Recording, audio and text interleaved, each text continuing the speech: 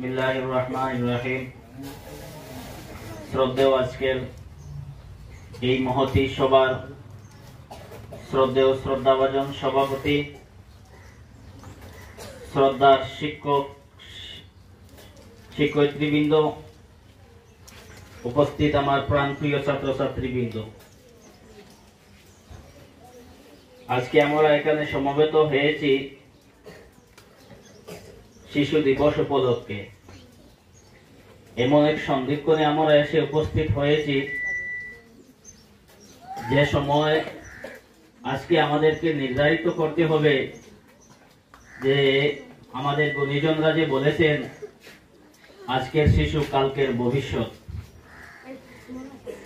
সেই কথা আমার জীবনে বাস্তবায়িত করতে হলে আজকে সেই শিশু সুলভ আচরণ থেকেই আমাকে তার ব্যবস্থা শুরু করতে হবে।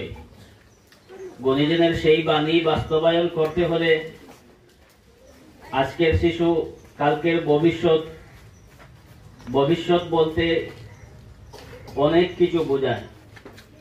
সেই ভবিষ্যৎটি হবে দেশের জন্য কল্যাণকর।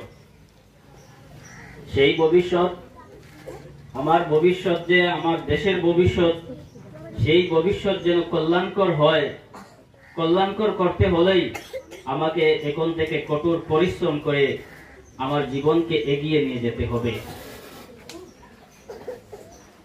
শ্রদ্ধার ছাত্রছাত্রীবৃন্দ, আমি আমার সংক্ষিপ্তভাবে, কিছুক্ষণ আগে আমাকে রেজাউল স্যার ফোন করে বলেছেন একটু কথা বলার জন্য, তাই আমি 2-4 মিনিটের মধ্যেই লিখিত আকারে আমার সংক্ষিপ্ত একটি বক্তব্য লিখে আমি আপনাদের সম্মুখে উপস্থাপন করার চেষ্টা করতেছি মাত্র। আজকে আমরা এখানে সমবেত হয়েছি শিশু দিবস উপলক্ষে, তাই এখন আমরা আজকে এখানে এই দিবস নিয়ে কিছু পর্যালোচনা করব। প্রথমত, আমরা নিশ্চয়ই জানি প্রথমে জাতিসংঘ কর্তৃক ঘোষিত 20 নভেম্বর তারিখে শিশু দিবস পালিত হতো। আন্তর্জাতিক লেভেলে এখনো 20 নভেম্বর তারিখে আন্তর্জাতিকভাবে শিশু দিবস পালিত হয়ে আসছে, কিন্তু ভারত তার ব্যতিক্রম। পরবর্তীতে 1964-এ আমাদের ভারতবর্ষে 14 নভেম্বর তারিখ থেকে শিশু দিবস পালিত হয়ে আসছে।